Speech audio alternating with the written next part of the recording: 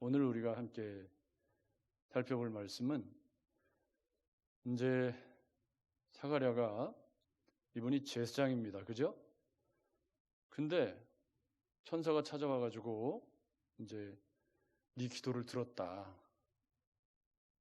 그래서 내년 이맘때 네가 아들을 낳게 될 거다. 그랬습니다. 그랬더니 이분이 평생을 기도해 온 일이지만은 이미 이제 기회가 지나갔다는 거예요. 나도 늙었고 내 아내도 뭐 이제 아이를 낳을 수 있는 나이가 지나갔는데, 그러면 그런 나와 내 아내가 아이를 낳는다는 표적이 뭡니까? 하고 천사에게 조금 따지듯이 물었던 거죠. 그때 천사가 사가랴를 이렇게 말 못하는 벙어리가 되게 해서 세례 요한이 출생할 때까지 이제 말을 못하고, 원래 이 벙어리라고 쓰여진 이 표현은 듣지도 못하고 말도 못한다라는 그런 단어가 쓰였다고 해요. 어쨌든 듣지도 못했는지는 잘 모르겠지만, 그러니까 엘리사벳이 잉태해서 출생하고 오늘 말씀에 의하면 할례를 받으면 낳은 지 8일 만에 할례를 받으니까 낳은 지 8일 될 때까지 사가랴는 말을 못하고 있었습니다. 그런데 이제 아이가 세상에 태어나고, 이제 그동안은 아마 엘리사벳이 나이가 많으니까 친족들은 잘 알지 못했을 수도 있어요. 근데 이제 나이 많은 엘리사벳이 아이를 순산했다는 얘기를 듣고 친족들이 다 이제 몰려온 거죠.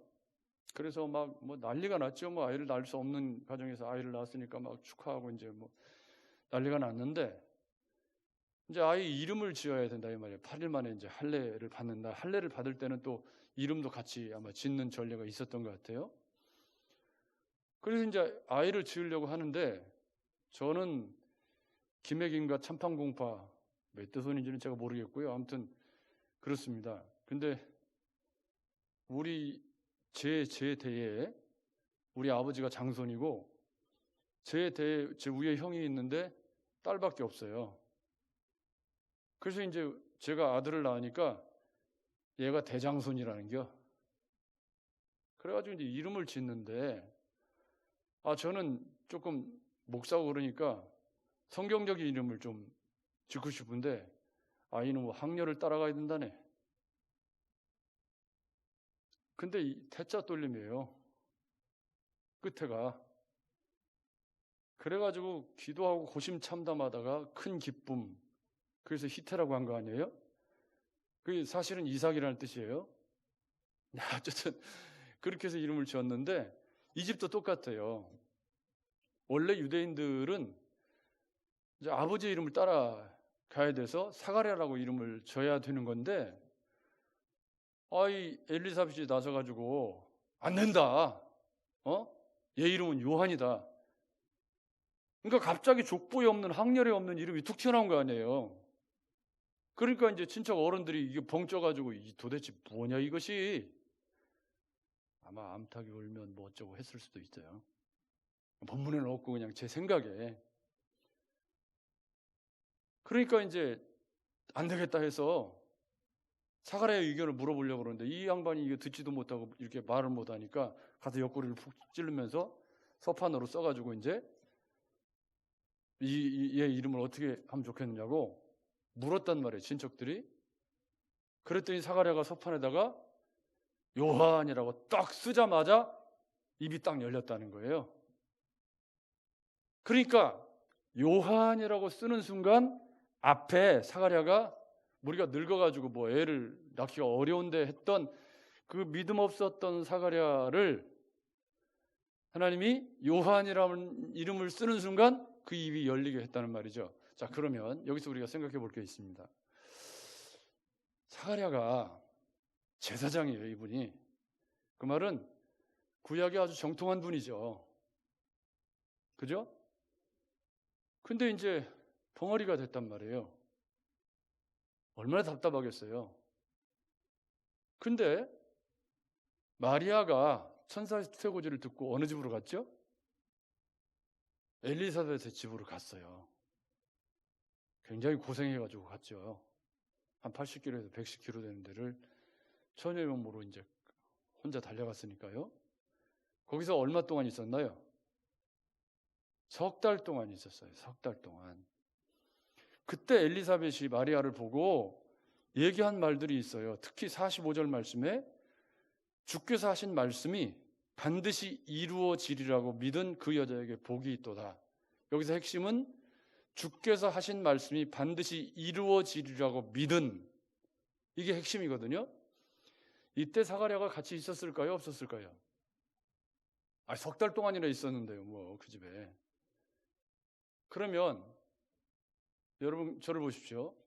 말 못하는 제사장 사가랴가 말을 못하고 있는 동안에 자기 아내에게 일어난 일, 천사가 이야기한 거, 그리고 마리아가 잉태해서 온 사건에 대해서 엘리사벳이 하는 이야기, 그 앞에 뭐라고 얘기를 했냐면 성령의 충만함을 받아 여자 중에 내가 복이 있으며 내 태중의 아이도 복이 있도다. 내 주의 어머니가 내게 나오니, 뭐 이런 표현들을 썼거든요.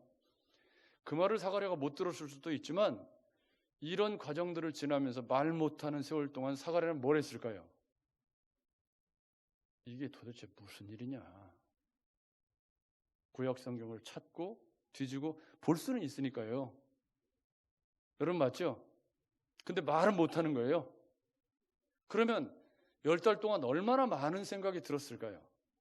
그 10달 동안 말 못하는 제사장이 성경을 막 쌀쌀쌀쌀 탈탈 털어갖고 뒤지면서 이 자기들에게 일어난 이 사건이 구약 성경에 예언되어진 그런 사건이라는 것을 확인해 갔던 거죠.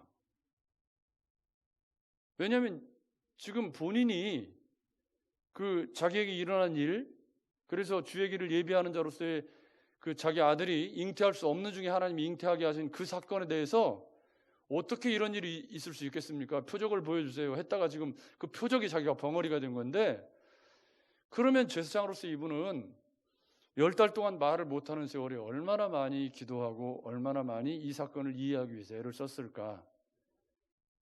그래서 입이 터져서 쏟아낸 것이 67절부터 80절까지의 사가랴의 예언이라는 거죠. 여러분 이해가 되시죠?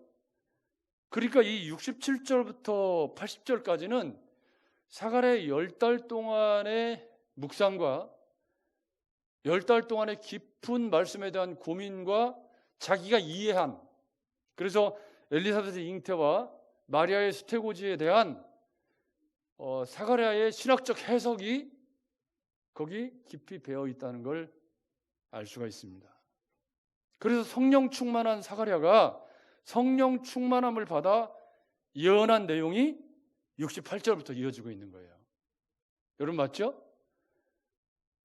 그러니까 이게 10달 동안의 묵상의 결과고, 그리고 제사장으로서 말씀을 붙잡고 자기에게 일어난 사건, 자기 아내에게 일어난 사건, 그리고 마리아가 석 달 동안 와서 머물러 있는 동안에 그 마리아의 복중에 있는 처녀가 잉태한 사건들에 대해서 제사장으로서 사가랴는 수많은 고민과 기도와 묵상을 통해서 준비되어 있었고, 그래서 요한이라고 하는 이름으로 신앙 고백을 하는 순간 하나님의 뜻이 이루어졌다는 것을 믿음으로 아멘한 거죠. 요한이라고 이름을 쓰는 순간. 여러분 맞죠? 그 순간에 입이 열리니까 그때 탁 터져 나온 게 뭐냐면 이 사건이 하나님의 큰일이 성취된 거다. 하나님의 예언이 이루어진 것이다. 라고 막 속에서부터 터져 나오는 것처럼 소리를 지른 거예요. 그러니까 여기 지금 68절부터 이어지는 이야기는 10달 동안 벙어리 되었던 사가랴의 그 가라앉아 있는 감정이 거기 쏟아져 나온 거기 때문에 그냥 읽을 수 있는 글이 아니고 막 그 눌려서 이 압축되어진 그 사가랴가 역사 인식을 하고 사가랴가 깨달은 그 복음에 대한 그 막 눌려 있던 게 본물이 터지듯이 터져 나온 말씀이란 말이죠. 여러분 맞죠? 여러분 생각해 보세요. 10달 동안 벙어리로 있다가 딱 터져나 1000마리예요. 지금 이게 1000마디를 한 건데 찬송하리로다.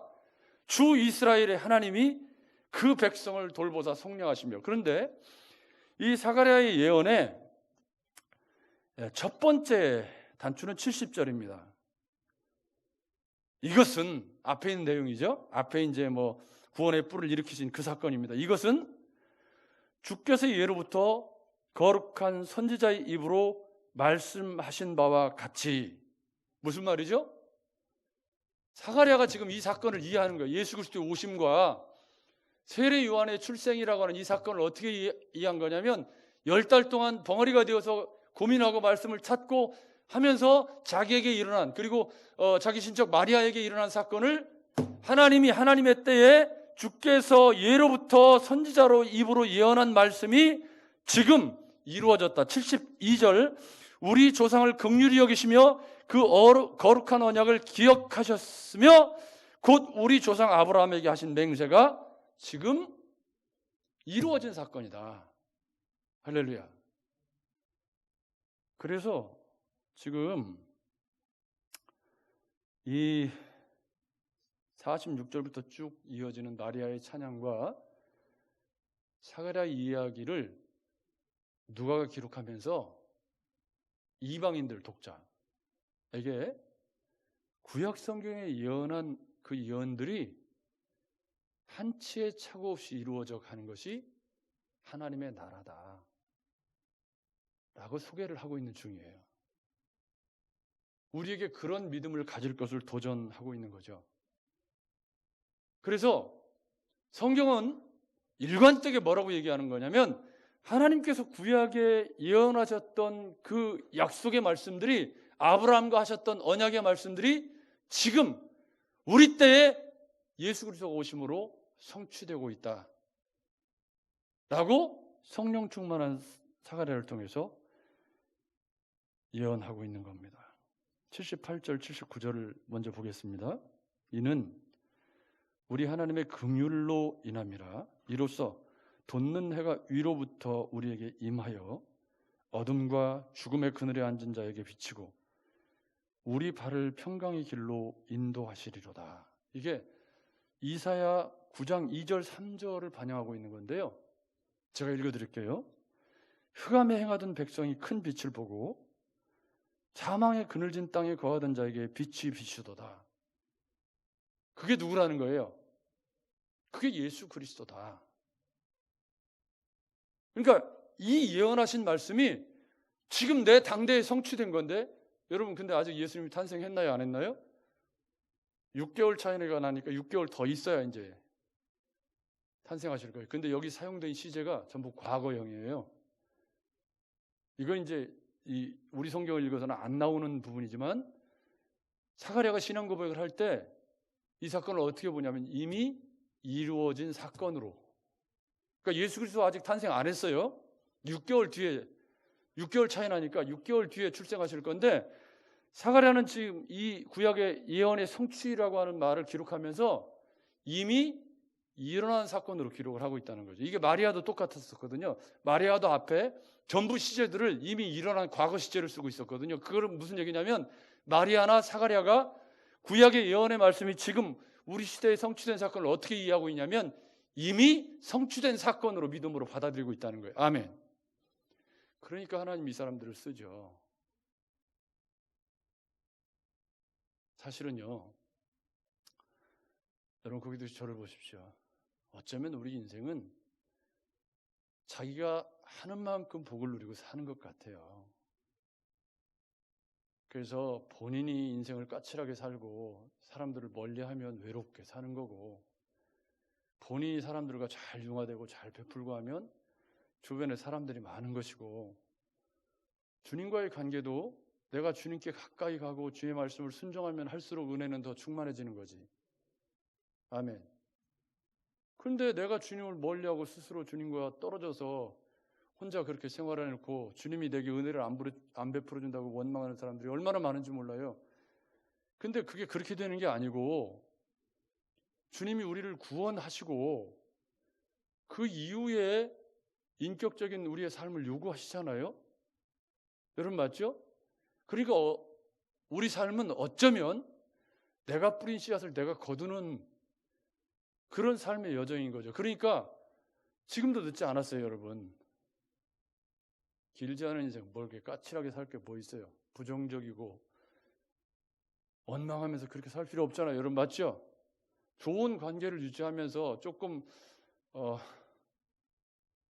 주님과의 관계도 내가 늘 말씀을 가까이 하고 기도하고 주님을 더 사랑하고 말씀대로 살기 위해서 몸부림치고 하면 말씀 하나 읽을 때마다 은혜가 되고 깨달아지고 성령께서 더 깨닫게 하시고 감동으로 다가오는데 자꾸 뭐 안 된다고 타박만 했었고 말씀을 아예 읽지도 않고 예배 생활 안 하고 그렇게 살면 있던 은혜도 다 까먹는 거죠.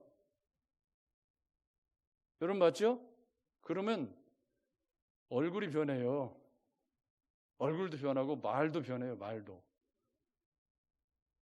그러니까 사실은 이게 마리아와 사가랴를 하나님이 쓰신 것은 그들이 주님과의 관계에 있어서 하나님이 쓰실 만한 그릇으로 준비되어져서 살고 있었던 거죠. 아멘. 처녀가 잉태한다는 사건을 받아들일 믿음의 그릇이 마리아에게 있었고요. 이 사건을 역사적으로 해석해낼 만한 신학적인 지식과 믿음이 사가랴에게 있었던 거예요. 여러분 맞죠? 하나님이 그런 사람 쓰시는 거 아니에요.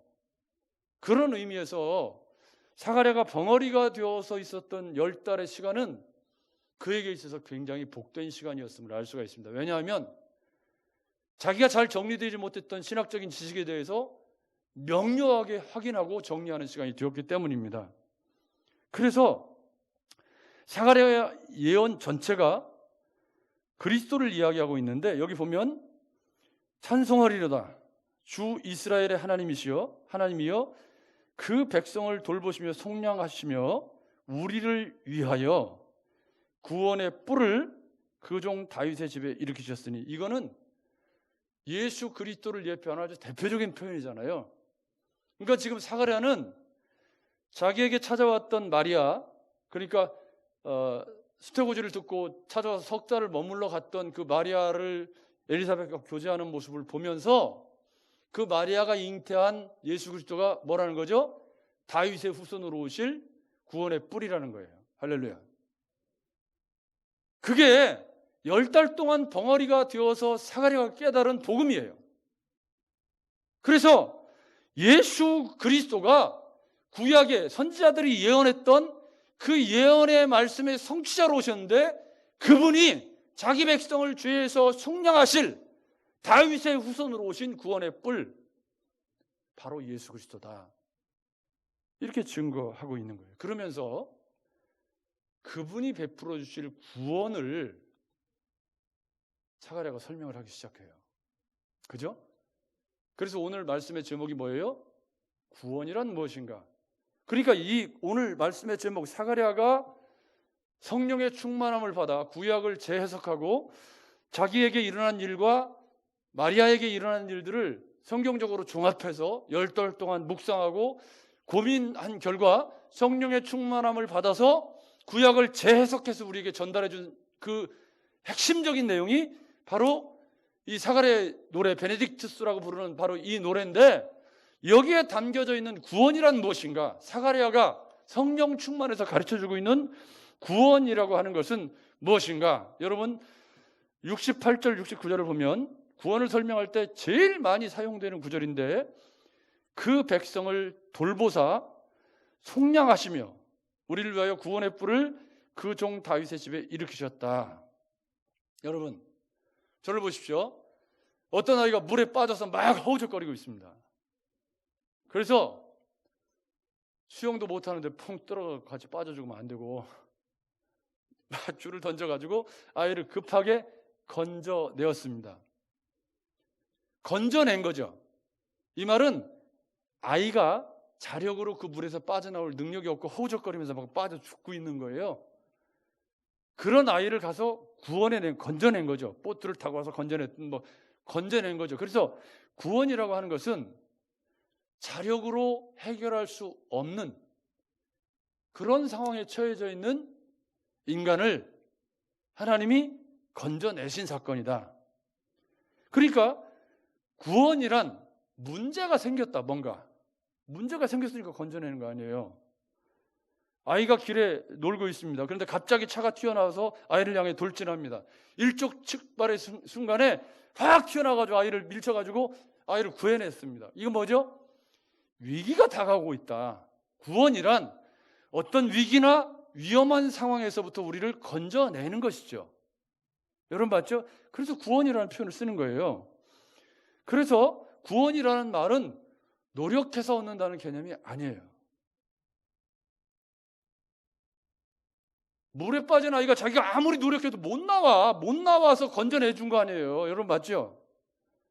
내 힘으로 안 되는데 그 내 힘으로 안 되는 걸 누군가 가서 건져내 준 거예요. 이게 구원이란 말이죠.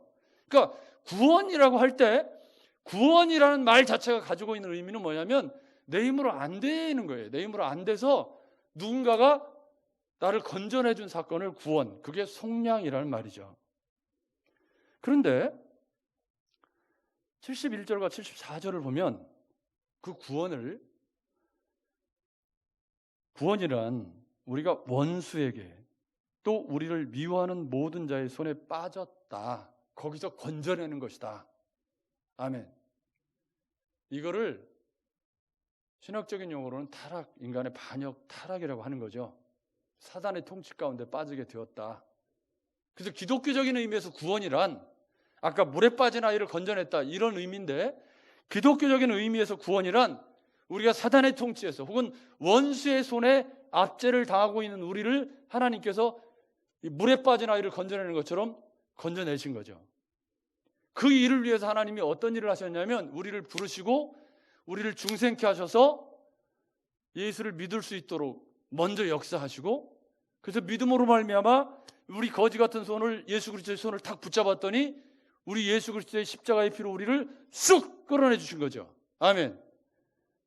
죄와 사망의 법으로부터 우리 이 아무 공로도 없고 우리는 그냥 허우적거리고 있는 우리의 삶을 예수 그리스도의 손을 딱 붙잡았더니 예수 그리스도께서 거기서 우리를 쑥 꺼내 주신 사건을 뭐라고 그래요? 구원.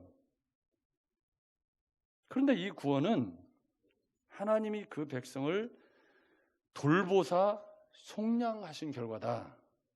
여기 오늘 말씀에 사가랴가 68절에 이스라엘의 하나님이여 그 백성을 돌보사, 이 돌보사라는 말은 도움을 주기 위해서 잘 살펴보고 있었다, 그런 뜻이에요. 그러니까 우연히 일어난 사건이 아니고 우리 하나님이 눈동자와 같이 살피고 있다가 하나님이 택하신 구원받을 준비가 된 혹은 부르시고 중생케 하신 그 사람을 하나님이 살펴보시고 있다가 하나님의 때에 손을 내밀어서 건져내신 거죠. 근데 그 건져내시는 방법을 속량이라고 표현한 거예요. 속량. 이게 이제 예수 그리스도의 값으로 지불되신, 우리가 지금 공부하고 있는 출애굽기의 성막의 핵심적인 원리가, 특히 번제 어린 양, 특히 대속죄일에 이 속죄소 위에 뿌려졌던 어린 양의 피, 혹은 대속죄일에 그 이스라엘 백성들의 모든 죄를 짊어지고 광야로 내쫓겼던 아사셀 양의 그 저주받은 그 그림이 예수 그리스도에게 집중이 되는 거죠. 그래서 예수 그리스도가 우리를 어떻게 건져냈냐면 대신 내가 치러야 될 값을 대신 예수 그리스도가 치르고 우리를 값 없이 건져내신 거죠. 그게 속량이라는 말. 속량이라는 말은 누군가가 나를 위해 대신 값을 치렀다. 내가 자력으로 해결할 능력이 없어요. 그래서 하나님이 내가 대신 값을 치러줄게 라고 구약성경에서부터 이 뭡니까 유월절 어린 양의 피에서부터 번제 어린 양에서부터 또 대속죄의 어린 양으로부터 이사야 선지자가 말한 세상죄를 지고 하는 하나님의 어린 양의 그림을 계속해서 보여주시면서 그 약속의 정점이 누가? 예수 그리스도가 이 어린 양이 되어서, 아멘. 이 예수 그리스도가 어린 양이 되어서 이 번제의 어린 양이 내 죄를 대신해서 값으로 지불되고 피 흘려 죽었던 것처럼 예수 그리스도가 나를 위해 값으로 집을 대시고 나를 죄 없다 건져내시기로 하신 그 핵심적인 교리를 설명하는 말이 속량. 그 속량이라는 말은 값을 주고 사온다. 그러니까 원수에게 악한 자의 손에 빠져 있는 우리를 하나님이 값을 지불하고 사오셨는데 그 값을 누구에게 지불하죠? 사탄에게 지불하면 곤란해요. 사탄하고 거래한 거니까요. 잘 이해하셔야 돼요. 값을 누구에게 치르는 거죠? 하나님께 치르는 거예요. 왜요? 하나님의 공의가 만족되어야 이 사람을 죄 없다 할 수 있거든요. 여러분 맞죠? 죄 가운데 빠진, 그러니까 하나님이 우리를 사랑하시는 방법이 이 상태 그대로는 도저히 이 사람이 구원받을 길이 없는 거예요. 그래서 하나님의 사랑이 내가 이 죄인들을 위해서 대신 값을 치르고 너를 죄 없다. 이 사실을 믿기만 하면 내가 너를 죄 없다 인정해 주시겠다고 하나님이 구약에 수없는 그림을 통해서 말씀해 주시고, 그리고 때가 차면 예수 그리스도가 오셔서 우리를 대신해서 희생 제물이 되셔서 값으로 집을 대시는 그 사실을 믿는 모든 사람들에게 값없이 은혜로 구원을 베푸시기로 작정한 사건. 그걸 뭐라? 속량. 할렐루야. 이게 굉장히 귀한 표현이죠. 근데 사가랴가 구약에 있었던 이 말씀들을 10달 동안 침묵하면서, 저는 때로는 우리가 휴대폰을 좀 끄고 좀 다 닫고 말씀에 집중하는 시간을 갖는 것이 필요하다. 사가랴의 깊은 영성이 그에게는 얼마나 큰 축복의 시간이었을까. 말씀이 이렇게 확연하게 정리가 되고, 그래서 이 리트로시스라는 이 속량이라는 말은 대신 값을 지불하는 그림이라는 거죠. 그래서 이게 고린도전서 6장 19절부터 20절에 사도 바울이 이것을 뭐라고 표현했냐면, 너희 몸은 너희가 하나님께로부터 받은 바 너희 가운데 계신 성령의 전인 줄을 알지 못하느냐. 이건 이제 우리가 성령의 전으로 알고 있는 그런 아주 유명한 말씀이고요. 너희는 너희의 것이 아니라 값으로 산 것이 되었으니 그런즉 너희 몸으로 하나님께 영광을 돌리라. 이 값으로 샀다라는 말이 속량이라는 말이죠. 여러분 이해가 되시죠? 예수 그리스도가 나 대신 값으로 집을 대셔서 내 모든 죄와 허물을 대신 짊어지시고 죽으신 거예요.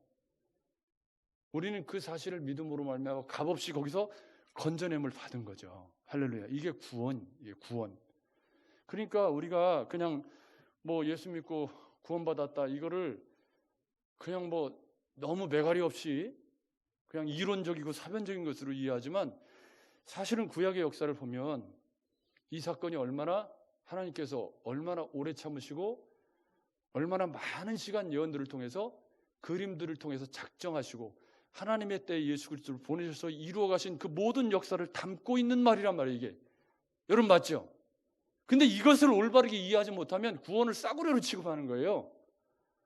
이게 싸구려가 될 수 없는 게, 하나님께서는 이 일을 위해서 얼마나 많은 예언의 말씀들을 구약에 말씀하셨고, 때가 차면 예수 그리스도를 보내셔서 대신 값으로 지불하시고 누구든지 그 예수 그리스도를 영접하면 하나님의 자녀가 되는 권세를 주시겠다고 말씀하신 이 긴 역사에 그 정점에 예수 그리스도가 있는데, 우리는 구원이라는 말을 너무 값싸게 사변적으로 이해하고 있는 경향이 있는 거죠.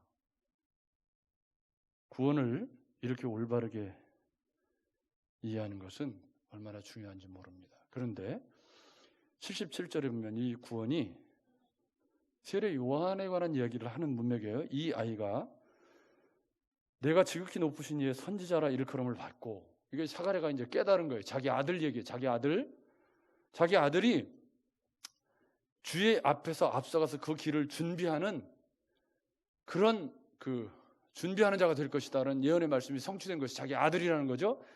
그러면서 그 아들이 주의 백성에게 죄 사함으로 말미암는 구원을 알게 하려니, 이게 세례 요한이 회개하라 천국이 가까이 왔느니라 선포했던 바로 그 내용이죠. 사가랴가 자기 아들도 그런 구원을 선포할 것이라고 하면서 구원을 뭐라고 설명합니까? 죄 사함으로 말미암는 구원. 그래서 마태복음 1장 21절에 아들을 낳으리니 이름을 예수라 하라. 그러면서 설명이 어떻게 붙어 있어요? 이는 그가 자기 백성을 죄에서 구원할 자이심이라. 아멘. 그 예수라는 말의 이름이에요. 뜻이야, 뜻. 그러니까 애초부터 예수는 자기 백성을 죄에서 건져내시기 위해서 오신 분이에요. 여러분 맞죠? 사가랴는 이 사실을 10달의 침묵의 시간들을 통해서 구약 성경을 정확하게 이해하고 성령이 충만한 가운데 그 예언이 지금 성취되었다. 아직 예수 그리스도가 6개월 뒤에 태어날 건데 이미 그 예수가 오셔서 이 예언이 성취되었다고 확신에 찬 찬양을 부르고 있는 겁니다. 믿음이 하는 일이죠. 그런데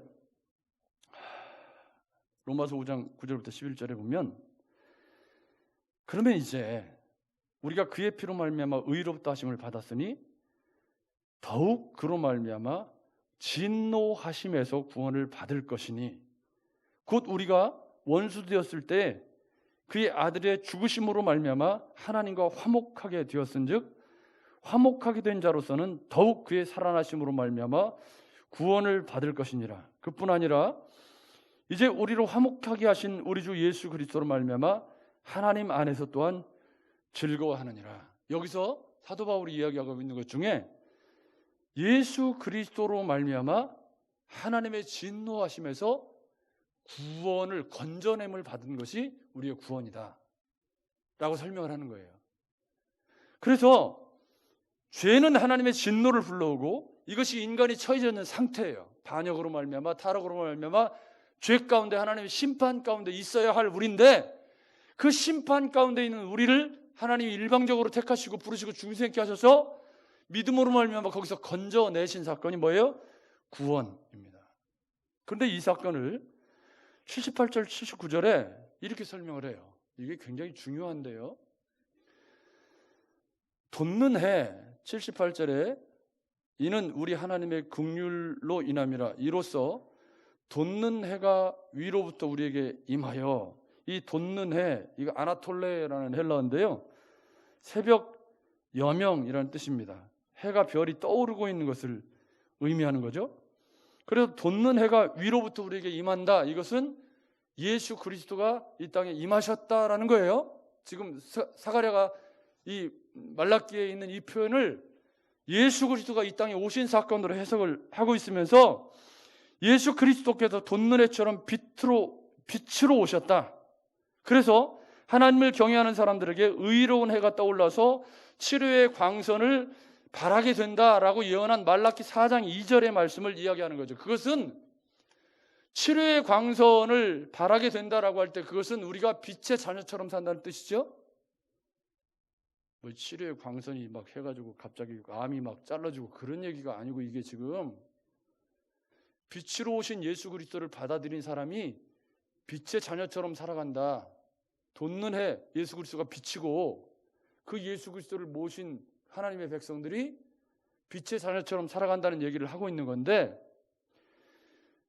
사가랴가 돋는 해로 표현한 것은 어둠을 밝혀주는 빛 되신 주님을 의미하고 죄와 흑암의 권세에 절망하여 앉아있는 사람들에게 의의 태양이신 그리스도의 구원의 빛을 비추게 되었다. 그래서 이 78절 79절이 이야기하고 있는 것은 뭐냐면 사망의 그늘에, 어둠의 죽음의 그늘에 앉은 자에게 빛이 비추고, 그래서 그들이 건짐을 받아서 발을 평강의 길로 인도하시는 사건이 뭐예요? 구원이라는 거예요. 그래서 구원은 죄와 사망의 원수의 통치 가운데 있던 우리를 건져내서 어디로? 평강의 나라로, 샬롬의 나라로, 의의 나라로 옮겨진 사건이라는 겁니다. 여러분, 예수 믿고 구원받았어도 평강이 없는 이유는 우리가 그분의 은혜 가운데 살지 못하기 때문이죠. 염려다 맡기라 주가 돌보시니 주는 평화, 우리의 평화라고 우리가 찬양할 때 그것은 주님을 신뢰하는 믿음으로 우리가 우리의 삶을 주님께 맡기고 주님의 은혜 가운데 살아가야 되는 것인데, 그럴 때 우리의 염려가 우리의 삶에서 녹아져가는 거예요. 내일 일은 내일이 염려하도록 내버려 두고 오늘 주님 앞에 믿음으로 살아가기를 결심하고 살아가는 게 그게 믿음으로 사는 거죠. 여러분 맞죠? 여기서 마지막으로 살펴야 될 중요한 단추가 있습니다. 75절 말씀입니다. 여러분 같이 읽어보겠습니다. 시작. 종신토록 주의 앞에서 성결과 의로 두려움이 없이 섬기게 하리라 하셨도다. 아멘. 74절에 뭐가 나왔냐면, 우리가 원수의 손에서 건지심을 받은 걸로 끝난 게 아니에요. 건지심을 받아 물에서 건져냈더니 보따리내 나라, 이게 아니고 건지심을 받고 그 다음이 있어요. 그 다음이 뭐죠? 종신토록. 이게 이 한 단어가 가슴에 그냥 팍. 신앙생활은 건짐 받고 끝난 게 아니고 그때부터 시작이야. 그죠? 언제? 그때부터 언제까지요? 종신토록. 종신토록 뭐 해야 돼요? 성결과 의로 살아가야 돼.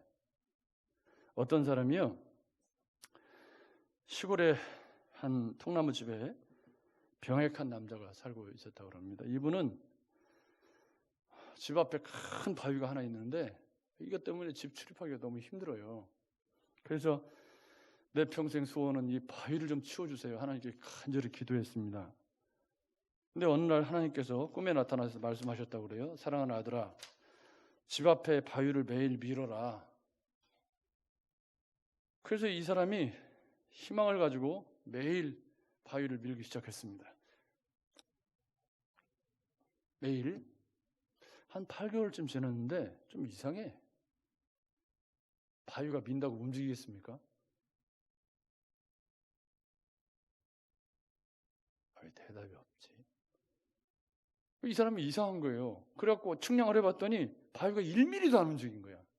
그래서 성질이 나가지고 주자리에 앉아가지고 펑펑 울면서 하나님 앞에 이제 원망을 하고 있는데, 그때 하나님이 찾아와서 그 옆에 앉으며 말씀했습니다. 예화니까 하나님 옆에 앉았다고 그러니까 또 뭐 이상한 이단 생겼다고 그러지 마시고 그냥 예화. 사랑하는 아들아, 왜 그렇게 슬퍼하지? 그러니까 하나님 때문입니다. 하나님 말씀대로 지난 8개월 동안 희망을 품고 바위를 밀었는데 바위가 옮겨지기는커녕 1mm도 꼼짝도 안 했더라고요. 하나님 말씀하십니다. 하나님의 사자가, 나는 너에게 바위를 옮기라고 말한 적이 없단다. 그냥 바위를 밀라고 했을 뿐이야. 이제 거울을 가서 내 자신을 보렴. 그랬더니 거울 앞에 자기 모습을 보니까 지난 8개월 동안 병약하고 골골된 사람은 어디로 가고 근육질 남자가 하나 딱 서 있는 거예요. 저처럼. 저처럼. 제가 지난 2년 동안 매일 막 푸시업을 열심히 하고 했더니 그냥 체중이 좀 빠지고 건강해졌어요. 얼마나 좋은지 몰라. 운동도 부지런해야 하고.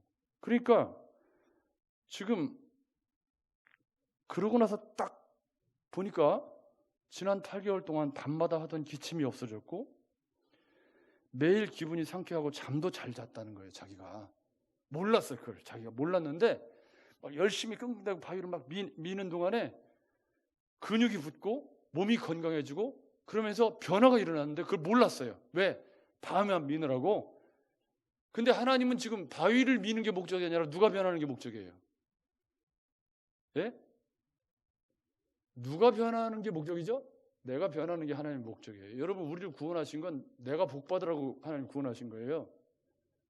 근데 그 복은 바위를 미는 것과 같아요. 제가 블로그에 오늘 아침에 제가 글을 올렸잖아요. 하나님의 우애로 하나님의 시간과 우리의 시간이 다르다. 속도 전환이 아니다.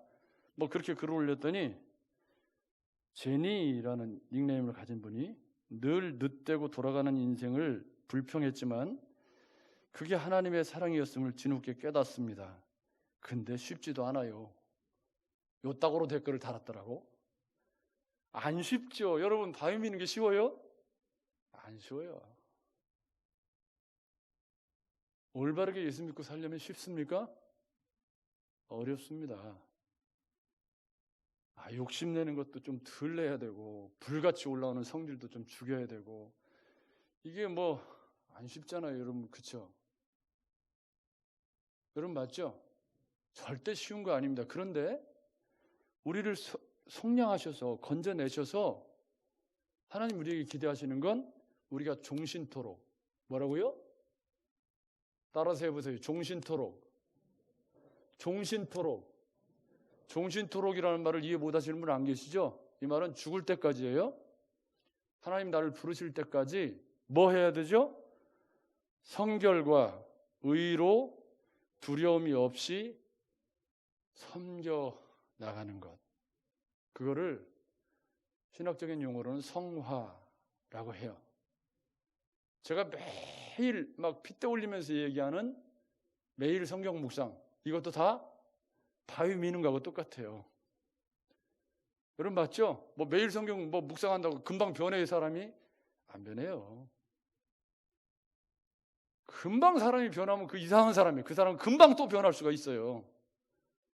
금방 변했다가 금방 또 변하는 사람은 우리는 뭐라고 그래요? 카멜레온이라고 그러잖아요. 그러니까 그런 사람은 신뢰할 만한 사람이 아니에요. 변하는 데는 시간이 오래 걸려요. 그죠? 그러니까 종신토록이야, 이게. 구원은 죄 사함 받고 예수 그리스도의 속량하신 은혜를 깨닫고 그 감격적인 순간으로 끝나는 게 구원이 아니고 그때 시작해서 이제부터 종신토록 성결과 의로 살아가는 게 구원이에요. 아멘. 아멘. 이걸 잘 이해 못하면 구원을 자꾸 오해하는 거예요. 순간으로 자꾸 오해를 하고 그 이후의 삶에 대한 책임을 안 져요. 근데 구원의 진짜 복은 뭐냐면 내가 예수 그리스도로 말미암아 건짐을 받아서 그 이후의 삶이 예수 그리스도를 닮은 인격과 삶으로 변화되어지는 거. 아멘. 그게 진짜 복이에요. 그게 예수 믿는 복이야. 그게 예수 믿는 맛과 멋과 예수 믿는 사람만 가지고 있는 그런 복이지. 그게 세상은 알 수도 없고 줄 수도 없는 그 복이 뭐냐면 그 말씀대로 내가 종신토록 순종하고 살았더니 주님 안에서만 누릴 수 있는 평강이 오늘 79절 말씀에 우리 발을 평강의 길로 인도하시는, 세상에서 누릴 수 없는 그런 평강이 내 삶을 지배하고 아침에 눈을 뜨면서 오늘도 선물로 받았으니까 기쁘게 감사하게 살아야지, 그러면서 하루를 살아갈 수 있는 마음이 어디로부터 와요? 바로 그런 은혜로부터 오잖아요. 그게 구원인 거지. 그래서 이 사가랴의 예언에 담겨있는 이런 풍성한 구원의 은혜에 대한 말씀, 사가랴가 10달의 침묵을 깨트리면서 가장 첫 번째 한 것은 이 모든 것이 하나님의 예언대로 이루어지고 있구나, 이게 10달 동안 묵상한 깨달음이고, 둘째는 그 예언의 말씀이 예수 그리스도가 아직 안 태어나셨는데 탄생하셨다, 이미 사가랴는 이미 이루어진 사건으로 쓰면서 그분이 오신 목적은 죄와 사망 가운데 있는 우리를 건져서 종신토록 의와 성결한 삶으로 우리가 살아가도록 우리를 부르시는 구원에 있었다. 그것을 위해서 속량, 값으로 집을 들으셨다라고 깨달았다는 말입니다. 사랑하는 여러분, 고이도 저를 보십시오. 예수 믿고 구원 받으셨습니까?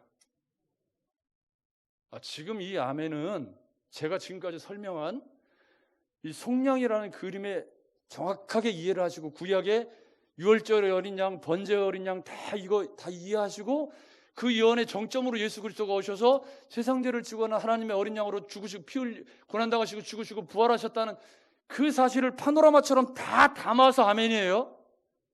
여러분 맞죠? 다시, 여러분 예수 믿고 구원 받으셨습니까? 예수 그리스도께서 나를 위해 값으로 집을 드셨음을 믿으십니까? 성령께서 우리를 부르시고 중생케 하셔서 이게 믿어지게 하셨어요. 그럼 그 다음은 뭐죠? 종신토록 그리스도 안에서 임마누엘 되어주신 주님과 함께 성결함과 의로운 삶을 살아가면서 빛 되신 주님이 내 속에 들어오셔서 내 속에 있는 어둠을 몰아내고 평강의 삶으로 우리의 삶이 채워지는 이 코로나의 길고 긴 터널, 어제 그제 그제 계속 2,000명이 넘는 확진자가 또 쏟아지고 있는 이런 상황 속에서 조심할 거 조심하고 지켜야 될 거 지키지만, 그러나 염려와 불안이 아니라 평안 가운데 그렇게 하루하루를 살아가는, 그것이 뭐예요? 구원. 그래서 구원은 현재 진행형이죠. 여러분 맞죠?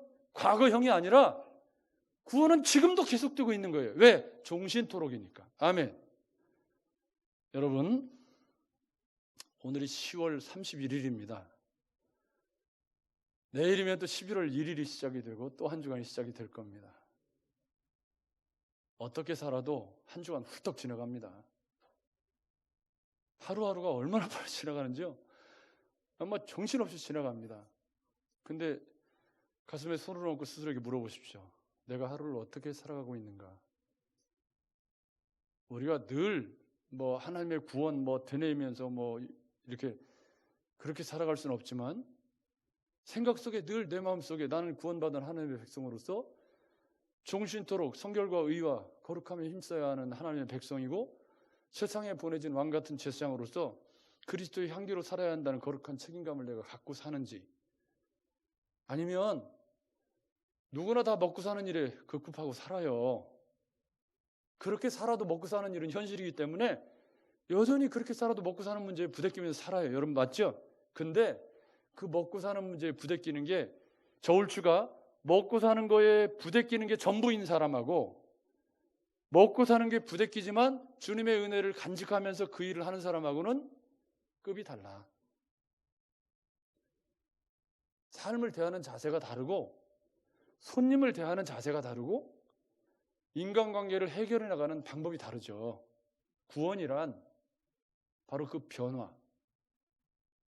구원이란 내가 하나님의 구원받은 백성이 되었다는 건 삶에서 그런 변화가 종신토록 일어나도록 살아가는 게 구원이지. 사가랴 선지자는 지금 구약의 예언의 말씀을 쭉 10달 동안 정말 말도 못하는 가운데 고민하면서 그 예언의 말씀을, 아직 신약성이 기록되기 전이에요.